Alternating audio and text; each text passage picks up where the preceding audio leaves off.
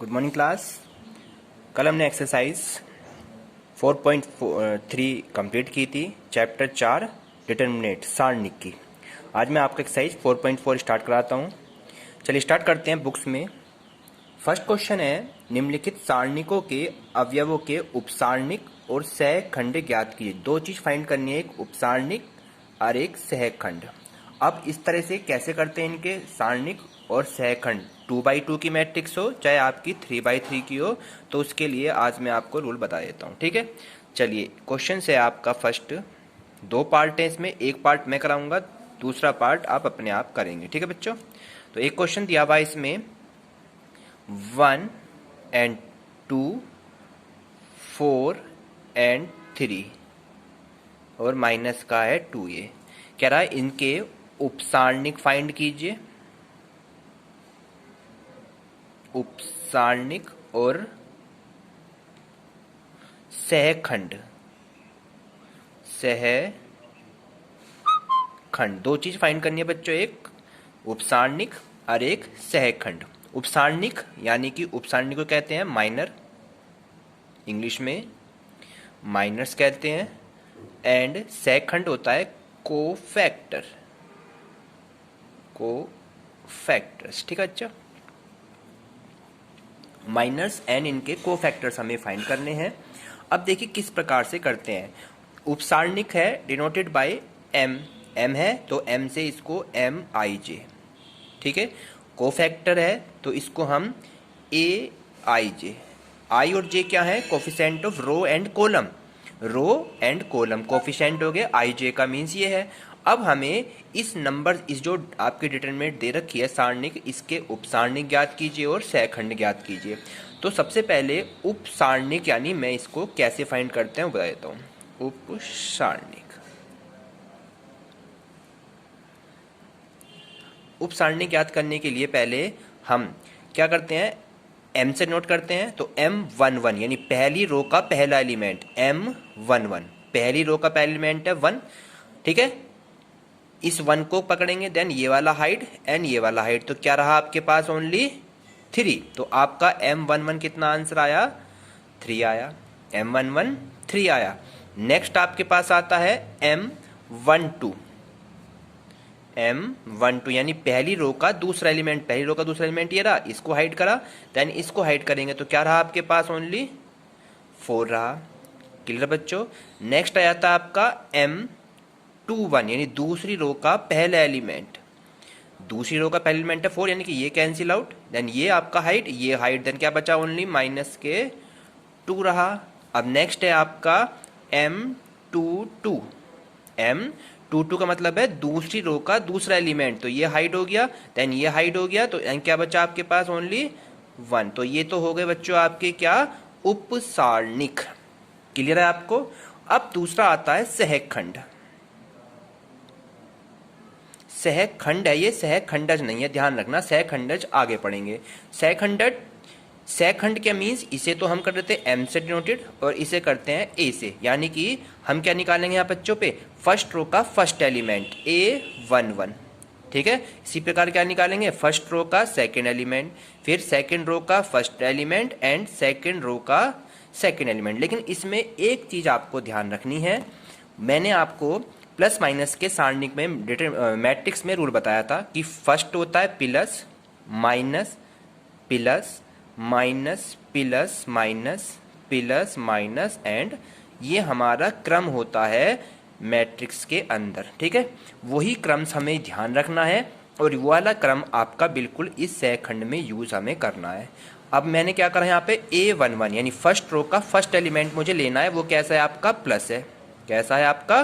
Plus है, तो इसको प्लस लगाएंगे यहाँ पे, और फर्स्ट का ये कैंसिल, देन ये कैंसिल, तो आपका कितना आया? ओनली 3। तो आपका यहाँ पर आंसर आ गया 3। क्लियर हो गया बच्चों आपकी ये चीज? हमें बस प्लस माइनस को इसमें ध्यान रख के चलना है। अब नेक्स्ट पर आ जाइए। नेक्स्ट आता है माइनस की वैल्यू। कैसी आएगी बच्चों? यहाँ पे नेक्स्ट वैल्यू माइनस की आएगी। ठीक है, अब फर्स्ट रो का सेकंड एलिमेंट है, फर्स्ट रो का सेकंड एलिमेंट, तो ये हाइट, देन ये हाइट, तो कितना आया यहाँ पे? 4। तो कितना आंसर हो गया इसका? माइनस के 4। इसमें माइनस का चिन्ह हमारा आएगा। अब हम लेके चलेंगे दूसरी रो का फर्स्ट एलिमेंट, और दूसरी रो का फर्स्ट एलिमेंट कैसा है, माइनस का। तो यहाँ पर क्या है, ये माइनस का है। देन ये आपका हाइट, ये हाइट तो रह गया यहाँ पे माइनस का 2, और माइनस माइनस क्या हो जाते हैं बच्चे यहाँ पे, प्लस का हो जाएगा।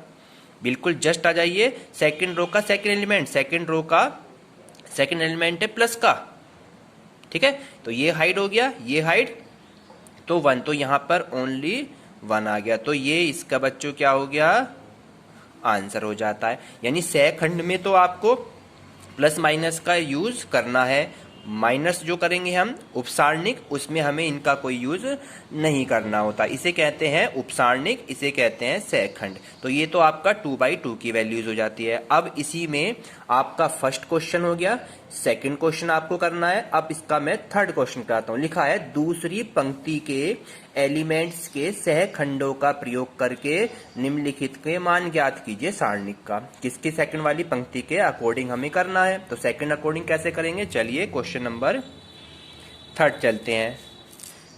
दे रखा है यहाँ पे डेल्टा इज इक्वल टू, सारणिक है 5 3 8 2 0 1 1 2 एंड 3। इस सारणिक का दूसरी पंक्ति के अकॉर्डिंग हमें क्या करना है बच्चों, सोल्व करना है। सेकंड द्वितीय पंक्ति के अकॉर्डिंग, दूसरी पंक्ति के अनुसार, ठीक है। तो दूसरी पंक्ति के अनुसार कैसे करेंगे इसे, चलिए स्टार्ट करते हैं। सेकंड पंक्ति में आता है माइनस प्लस माइनस, इसका हमें ध्यान रखना है। तो पहले क्या है यहाँ पे आपका बच्चों, माइनस का 2 है आगे, तो इसका मान निकालना है हमें। तो कैसे निकालेंगे, त्रिभुज का मान डेल्टा का माइनस के कितने लिखेंगे, इस रो के रेस्पेक्ट में खोल लें तो माइनस का 2 लिखेंगे, ब्रैकेट लगाएं क्योंकि क्या करेंगे, क्योंकि यहाँ पे माइनस का सेकंड वाली में, तो माइनस का 2, ये वाला हाइट, देन ये वाला हाइट, तो 3 3 जा और 2 8 जा, तो कितना हो जाएगा यहाँ पे, 3 3 जा तो 9 हो गए, एंड 2 8 जा 16 हो जाते हैं। फिर बीच में आपका साइन कैसा आ रहा है, प्लस का। फिर नंबर 2 कितना है आपका, 0, ठीक है बच्चों, कितना है 0। फिर इसको 0 के रेस्पेक्ट में पकड़ा, देन ये वाला हाइट हो जाता है, ये वाला हाइट हो जाएगा, तो 3 5 जा 15 एंड 8 1 जा 8 हो जाता है। अब नेक्स्ट वाला आ जाइए, नेक्स्ट वाले में है माइनस का साइन, देन यहाँ पे माइनस का साइन और 1। इसके बाद ये हाइट हो जाएगा, ये हाइट तो 2 पंजे 10 हो जाता है, एंड 3 एकम 3 हो जाता है। अब इसको सोल्व करेंगे, यहाँ पे माइनस का 2 एज इट इज, 9 में से 16 गया तो माइनस के 7 आता है। फिर 0 ही किसी मल्टीप्लाई करते हैं, दैट इज वो 0 बन जाता है, और यहाँ पे 10 में से 3 गए तो 7, तो कितना आ गया, माइनस के 7 बन जाएगा। ये हो गया माइनस के माइनस में 2 सत्ते 14 और माइनस के 7, और 14 में से 7 गए तो आपका इस वाली डिटरमिनेंट का मान कितना आया, 7 निकल के आ जाता। तो इसका सेकंड रो के रेस्पेक्ट में ये आपसे मान पूछ रहा था, इसके डिटरमिनेंट का। हो गया सवाल आपका बच्चों। नेक्स्ट क्वेश्चन की ओर चलते हैं। नेक्स्ट क्वेश्चन लिखा है तीसरे स्तंभ के अवयवों के सहखंडों का प्रयोग करके निम्नलिखित का मान ज्ञात कीजिए। जो मैंने पिछली बार उसमें बताया आपको एक्सरसाइज में, बिल्कुल सेम टू सेम इसके रेस्पेक्ट में थर्ड वाली पंक्ति के रेस्पेक्ट में से ओपन करेंगे और हमारा आंसर आ जाएगा इसे, बिल्कुल ठीक है करेंगे। चलिए क्वेश्चन नंबर 4 करते हैं। डेल्टा दे रखा है 1 x y z 1 y z x 1 z and x y, ये आपकी एक डिटरमिनेंट दे रखी है। और इसमें थर्ड रो के रेस्पेक्ट में कह रहा है तीसरे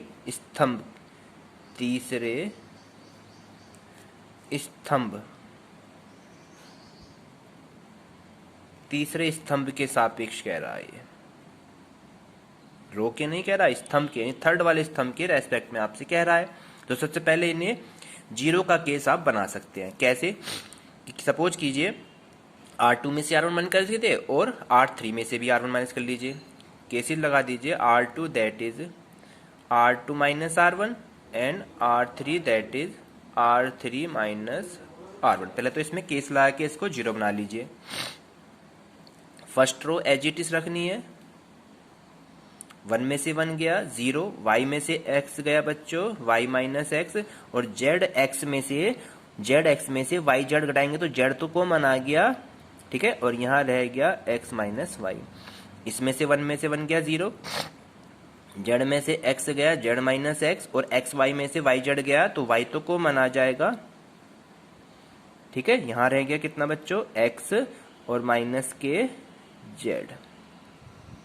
इस तरीके से अब देखिए इस वाली सेकंड वाली रो में से आपका y माइनस एक्स या x माइनस वाई को कॉमन ले लीजिए, x माइनस वाई कॉमन ले लेंगे, दैट इज आपका क्या हो जाएगा यहाँ पे x माइनस वाई को आप कॉमन, तो ये वाली वैल्यू माइनस की हो जाएगी।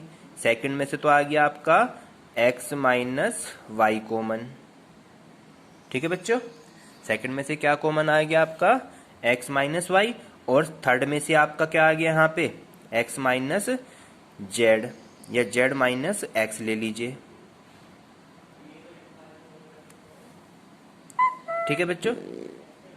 आप क्या करेंगे 1 as it is, x as it is, y Z as is, यहाँ पे 0 हमने कॉमन क्या लिया x माइनस वाई कॉमन लिया था, ठीक है। तो यहाँ पे था हमारे पास y माइनस, तो ये माइनस का हो जाएगा और ये z 0। अब क्या z माइनस एक्स कॉमन है तो 1, और यहाँ पे हो जाएगा माइनस का y, ठीक है। अब इसके रेस्पेक्ट में कह रहा था थर्ड वाले कॉलम के या फर्स्ट कॉलम के रेस्पेक्ट में इसे ओपन कर दीजिए। चलिए x माइनस वाई और y z माइनस एक्स को एज इट इज रख लीजिए, और 1 यहाँ से इसको हाइड करेंगे, देन ये हाइड हो जाएगा, ये हाइड हो जाएगा, तो क्या हो जाएगा 1, ये वाला कैंसिल, ये वाला कैंसिल, y की y में मल्टीप्लाई तो y और बीच में z, ठीक है बच्चों। तो आपका सीक्वेंस आया x minus Y, y minus z और z माइनस एक्स, ये हमारा आंसर हो जाता है। इस तरीके से आप इस क्वेश्चन को करेंगे। अब ये आपका आज एक्सरसाइज 4.4 बच्चों कंप्लीट हो जाती है, ठीक है। अब मैं आपको इसमें एक सहखंड निकालना और सिखा देता हूँ, ठीक है बच्चों। चलिए आव्यूह का सहखंडज, अब नेक्स्ट चीज सीखेंगे हम यहाँ पे आव्यूह का सहखंडज, एडजॉइंट कहते हैं सहखंडज को, और कल मैं आपको इसका व्युत्क्रम सिखाऊंगा। तो एडजॉइंट कैसे निकालते हैं, एडजॉइंट, इसको आज मैं आपको करना सिखा रहा हूं, ठीक है। चलिए कोई 2x2 की मैट्रिक्स ले लेते हैं, A is equal to 2 3 1 and 4। ये आपकी एक मैट्रिक्स है, कह रहा है इसका सहखंडज ज्ञात कीजिए, सहखंडज ज्ञात कीजिए। तो सहखंडज का मतलब क्या होता है, एडजॉइंट, शॉर्ट फॉर्म में कहते हैं इसे adjoint of A. Adjoint of A होता है जो इससे समीकरण, जो आपकी यहाँ के एलिमेंट से एक मैट्रिक्स बनेगी, वो होता है बी का परिवर्त रूप। एडजॉइंट ऑफ ए बराबर बी का परिवर्त रूप, मीन्स यानी जो भी आपकी मैट्रिक्स बनेगी उसमें रो को कॉलम और कॉलम को रो में चेंज कर देते हैं, ठीक है बच्चों। चलिए सबसे पहले मैं आपको इसके सहखंडज निकालने बता देता हूँ। पहले निकालेंगे A11, यानी फर्स्ट रो का फर्स्ट एलिमेंट क्या होता है आपका पॉजिटिव होता है, जो आपको साइन भी याद करने हैं, plus minus plus minus plus minus plus minus plus, इसके अकॉर्डिंग हमें चलना है। चलिए फर्स्ट का फर्स्ट रोल, तो यहाँ पे क्या है, इसको हाइड करा 2 को, तो आपका कितना आएगा 4, और ये पॉजिटिव ही होता है। फिर फर्स्ट का ही सेकंड ये होता है आपका माइनस का, देन ये हाइड तो आ गया 1, तो ये हो गया माइनस का 1। फिर इसके बाद लेंगे A2 का 1, यानी दूसरी रो का फर्स्ट एलिमेंट होता है माइनस का, ये हाइड हो गया ये, तो यहाँ पर आ गया 3, तो ये हो गया माइनस के 3 आ जाएगा। अब नेक्स्ट आएगा A3 का दूसरी रो का दूसरा एलिमेंट, ये पॉजिटिव होता है, ये कैंसिल, देन ये और ये कैंसिल हो गया, तो आपका आ गया 2, ये प्लस का ही 2 आ गया।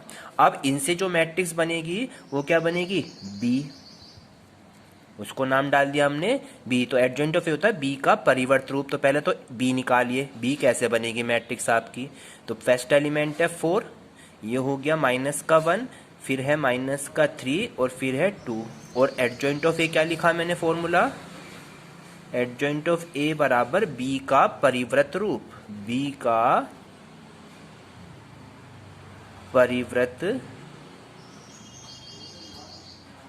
रूप। ठीक है बच्चों, ए बराबर बी का परिव्रत रूप, ये हमारा एडजॉइंट का फॉर्मूला होता है। तो बी तो ये रहा, और बी का परिवर्त, बी का परिवर्त का मतलब है बी डैश लिख दीजिए या बी के ऊपर टी, इसे कहते हैं ट्रांसपोज मैट्रिक्स, टी से ट्रांसपोज मैट्रिक्स कहते हैं। यानी कि 4 यहाँ माइनस का 1 जस्ट नीचे, फिर माइनस का 3 और 2, तो इसका ट्रांसपोज मैट्रिक्स ये बनी। तो एडजॉइंट ऑफ ए जो निकल का आया आपका आंसर, वो कितना निकला बच्चों, 4 माइनस के 3 माइनस के 1 और 2, ये आपका एडजॉइंट निकल के आ जाता। इस प्रकार से हम एडजॉइंट करना सीखेंगे। ये 2/2 की मैट्रिक्स थी।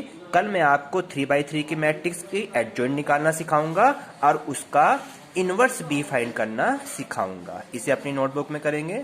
Thank you.